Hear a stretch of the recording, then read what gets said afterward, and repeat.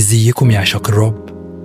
النهاردة هحكي لكم قصة مختلفة، قصة حصلت لي أنا شخصيا، وكل ما أفتكرها جسمي بيقشعر. بس قبل ما نبدأ، لو أنت جديد في القناة انزل دلوقتي دوس اشتراك وفعل الجرس علشان توصلك كل الحكايات المرعبة اللي بنقدمها هنا في بيت الرعب.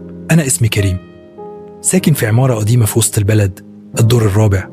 العمارة مبنية من أيام الستينات، وكل حاجة فيها بتحسها بتتكلم.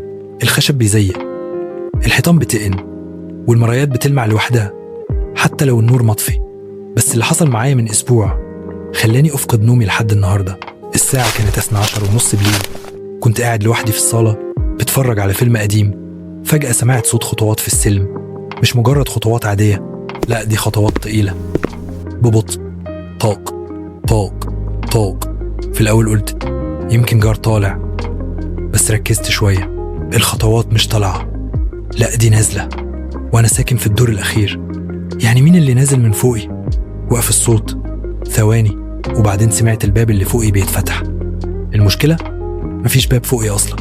طلعت للبلكونة، بصيت لفوق، السطح مقفول بسلسلة وباب الحديد مقفول زي ما هو. قلبي دق جامد، رجعت لجو، قفلت الباب كويس واترميت على الكنبة. بس الخطوات بدأت تاني، جاية ناحيتي. قمت جري على الباب، حطيت وداني عليه. الخطوات وقفت عند شقتي، مفيش خبط، مفيش جرس، بس حسيت كأن حد واقف ورا الباب بيتنفس. فتحت العين السحرية، مفيش حد، بس وأنا ببص حسيت نفس السخن طالع من الفتحة. اتجمدت مكاني، اتراجعت ورا ورجليا بتترعش. وبعدين سمعت الصوت، افتح يا كريم. صوت ست رخيم بس مش طبيعي، كأنه صوت متسجل في شريط كاسيت قديم. مين دي؟ عرفت اسمي منين؟ ازاي واقفة ورا الباب ومش باينة؟ فضلت ثابت، قلبي هيقف، لكن الصوت اتكرر، افتح، انت عارفني؟ لا والله ما اعرفك. جبت الموبايل بسرعة، حاولت اتصل بأي حد. الشبكة وقعت فجأة، ولا نقطة شبكة.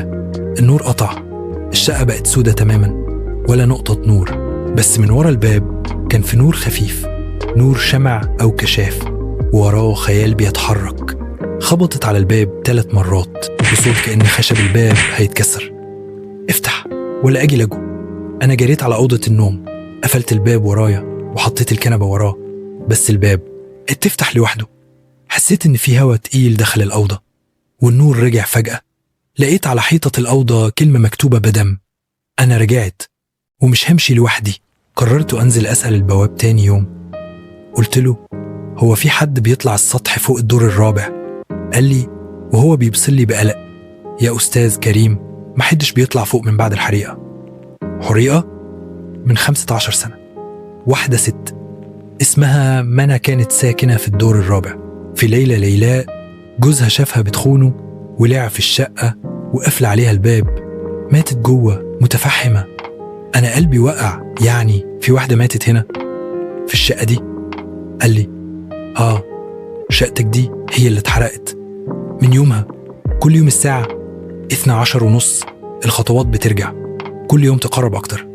والنهاردة الساعة قربت والنور بدأ يقطع تاني والباب بيخبط تاني. قلت لحد هنا فأنت عندك قلب جامد، بس صدقني اللي جاي أخطر.